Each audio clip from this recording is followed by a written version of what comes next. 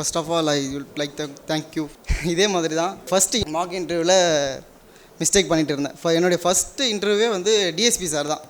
DSP sir வந்து என்னை வெளில அனுப்பிச்சிட்டார். வெளில அனுப்பிச்சிட்டு நீங்கள் வெளில இருந்து பேசுங்க, உங்களுடைய வாய்ஸ் இன்க்ரீஸ் ஆகுதா பார்ப்போம் அப்படின்னு சொல்லிட்டு என்னை என்கரேஜ் பண்ண ஆள் இங்கே இன்டர்வியூவில் டிஎஸ்பி சார் ராமச்சந்திரன் சார் தான்.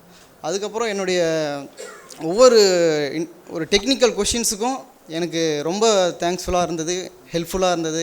எல்லாமே பிரேம்குமார் சார் அவர்களை தான் சேரும். அண்டு எல்லாத்தோட முக்கியமாக நான் என்னுடைய அண்ணனுக்கு தேங்க் பண்ண விரும்புகிறேன்.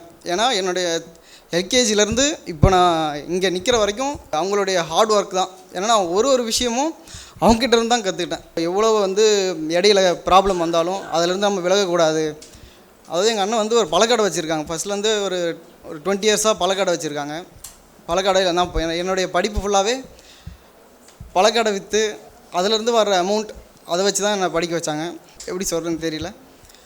ஃபஸ்ட்டு அவங்களுக்கு ரொம்ப தேங்க் பண்ணுறேன். அதுக்கப்புறம் எங்கள் அம்மா ஒரு கோஆர்டினேட்டர் மாதிரி எங்கள் ஃபேமிலியை வந்து இன்னமும் ரன் பண்ணிகிட்ருக்காங்க. தேங்க்யூம்மா.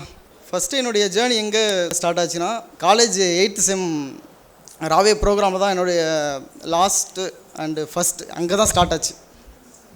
நானும் என்னுடைய ஃப்ரெண்ட் அஜித்குமார் கனிமுருகன் சாருடைய வீடியோ பார்த்து அப்போ இருந்து சிவில் சர்வீஸுக்கு கொஞ்சம் ப்ரிப்பேர் பண்ணலாம் அப்படின்னு சொல்லிட்டு ஆரம்பித்தோம்.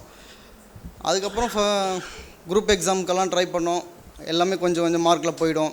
தென் ஃபைனலாக இங்கே வந்து அட்டன் பண்ணியிருக்கேன். அச்சீவ் பண்ணுறது ஈஸி தான், ஆனால் அதுக்கான தேடல் தான் கொஞ்சம் அதிகமாக இருக்குது.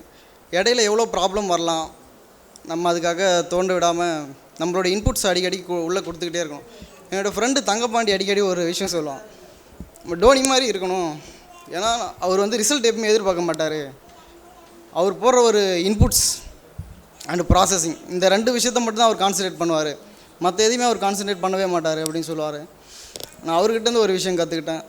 அதுக்கப்புறம் என்னுடைய எல்லாமே எங்கள் அண்ணனுங்க தான். எங்கள் அண்ணன், எங்கள் அம்மா, இவங்க இல்லைனா இந்த ஸ்டேஜ் என்னால் அட்டன் பண்ணியிருக்க முடியாது.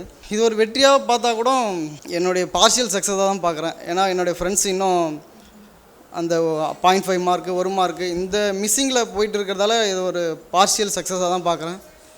ஃபுல் சக்ஸஸாக ஆகணுன்னா அவங்களும் வெற்றி பெற்றால் தான் என்னுடைய ஃபுல் சக்ஸஸ் ஆகும். இந்த டைமில் நான் மெயினாக தேங்க் பண்ண விரும்புகிறது எங்கள் அண்ணன் தான். அதுக்கப்புறம் கானை பிளாக் சரவணன் சார் ரொம்ப யூஸ்ஃபுல்லாக இருப்பார். எப்போ பார்த்தாலும் எந்த டைமுக்கு நம்ம ஃபோன் பண்ணாலும் அதுக்கு மோர் ரெஸ்பான்சிபிளாக இருந்து எனக்கு ஆன்சர் பண்ணி எனக்கு கைடன்ஸ் கொடுத்த எங்கள் சரவணன் சாருக்கு ரொம்ப தேங்க் பண்ண விரும்புகிறேன். தேங்க்யூ. சுரேஷ் IAS அகாடமி வெற்றியின் முகவர்.